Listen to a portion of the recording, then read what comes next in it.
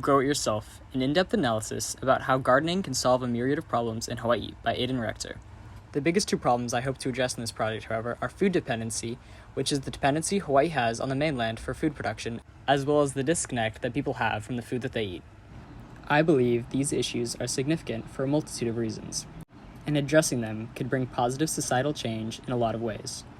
On a macro level, it is clear that humanity's connection with the earth has begun to dwindle. Think about how much time you spend inside browsing through social media versus how much time you spend outside connecting with nature. You are not to blame, however. Society in general has been drifting towards a material culture centered around technology instead of nature. So much so that the average person has little connection to where their food comes from. In fact, fewer than 2% of Americans live an agrarian lifestyle, with the other 98% of Americans not taking part of agriculture in any way. With these staggering statistics, it is no surprise that Americans feel disconnected from where their food comes from. In fact, 48% of Americans say they have never or rarely seek information about where their food comes from or was grown. It didn't always used to be like this, however. Only 100 years ago, 1/3 of the United States population lived an agrarian lifestyle, and even a wider amount of population lived a rural lifestyle close to where their food was being produced. This is in direct opposition of what is currently happening in the state of Hawaii. Due to increased globalization, it is not uncommon for places to import large quantities of the food that they consume. And while this is considered normal in today's modern world, Hawaii imports a concerningly large percentage of the food that it consumes, with a staggering 92% being imported from the mainland of the United States as well as from abroad, which may be a direct result of neocolonialism. Beyond raising food prices and being disastrous to the biodiversity of food available in Hawaii, importing such vast quantities of food from such far distances can create a logical safety risk for the residents of Hawaii. In the case of an emergency where food cannot be replenished in any way, the state would run out of fresh food in only 10 days, and dry foods only lasting a couple months. This creates a potentially catastrophic situation for the residents of Hawaii if they were ever cut off from food imports, in the rare event of war, pandemic, or an extreme natural disaster. On a micro level, growing your own foods can have an immense positive impact on the mental and physical health of those who grow them, an impact which is greatly needed in society today. Though we are living in a post-industrial society and many people have jobs which focus on the processing of information or office jobs, we are still seeing unprecedented levels of stress, anxiety, and depression, all trending upwards within the last decades, with no sight of them ever slowing down. Gardening, however, can act as an escape from this never-ending stress. Gardening has been shown to act as a positive stabilizer on mood and brain chemistry. As well, gardening can act as an exit strategy from whatever is stressing you out and give you somewhat of an escape.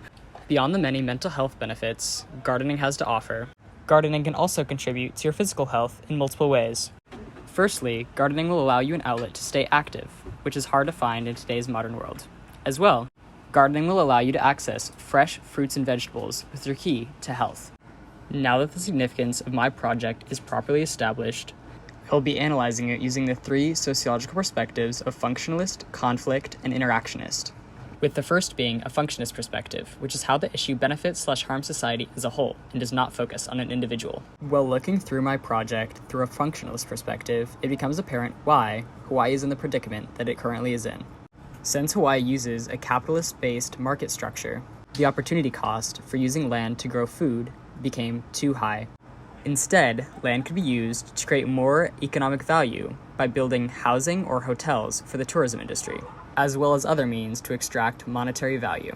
The next sociological perspective that I will be analyzing my project through is conflict theory, which was initially developed by Karl Marx and states that society is in a state of perpetual conflict because of competition for limited resources. Through conflict theory, my project can also be described by one of Karl Marx's other theories, which is the class system, in which our current society is split into different classes of people that serve different roles within society. Within those roles, they are specialized in what they do. This affects my project because the class of people that often live in Hawaii have specialized jobs that do not include agriculture, and for them to spend their time producing food or producing crops is not efficient to them when they can instead spend their time in their specialized job and then earn money to be able to purchase food for those whose specialized job it is to produce the food. The last sociological perspective that I will be analyzing my project through is the interactionist perspective, which argues that meaning is produced through the interaction of individuals within society. When looking at my project through an interactionist perspective, it becomes apparent that people do not garden because of the interactions that they have with the people around them, as well as the obligations that the people feel committed to. Whether that be school, work, or kids, people have a plethora of obligations in which they feel are more important than things to their mental health, such as gardening. In order to conduct my project, I will be using an ethnographic research method, which means I will be using information from personal observations as well as interviews I have with people within the community, in order to come to a conclusion of my findings and test my hypothesis, which is, by creating systems in which people have both the knowledge and space to grow their own food, they will feel more connected to the earth, live a happier and healthier life, as well as create a backup food supply in case of emergencies in Hawaii. To conduct my research, I will be taking part in 2 community organizations, the first being Ma Farms. Ma Farms was founded in 2019 on the island of Oahu. Ma Farms has a goal of getting tropical foods into family yards, as well as providing the proper knowledge and physical plans to do so, especially focusing on those who do not have the proper means to provide healthy foods for themselves and their loved ones, and giving families a resource to provide for themselves in case of an emergency. During my time at Ma Farms, I learned how to grow and harvest plants that would be most useful in case of emergency. The second organization which I participated in was SOFT, or the Student Organic Farm Training Program at the University of Hawaii. SOFT was formed in 2007 by a mix of both UH faculty and students with a passion for both learning and teaching sustainable agriculture practices. SOFT's mission is to be able to equip students with valuable agriculture skills that they may not be exposed to throughout their life. Within my time there, I was fortunate enough to interview both a faculty member associated with SOFT, as well as a student leader of SOFT, as well as a general member. So from the program, a lot of students can learn how to better, how to grow pretty much anything in the tropics. Also learn a little bit more details into the best practices of harvesting.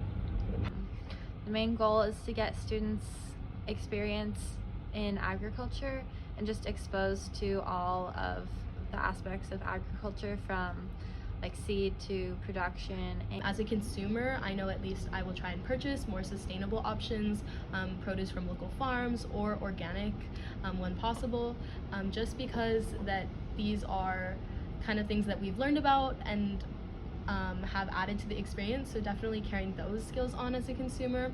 Also, just like I now know how to grow plants, so if I ever wanted to start my own garden, I have the skill set to do so. After concluding my ethnographic research, I have concluded that it would be incredibly beneficial on both a macro, meso, and micro level to create systems in which people can garden, as well as giving them the knowledge and means to do so. Some of my solutions to complete this task would be to 1. Give more funding to private companies such as Ma Farms to give out sustainable plants to the community, and to 2. Increase state funding to community gardens in order to give people space to garden, and to 3. Give more funding to agriculture classes and programs such as SOFT so that any student or member of the community can take part in them and learn valuable information in order to garden for themselves. Thank you so much for watching, and I hope you enjoyed my video and learned something new.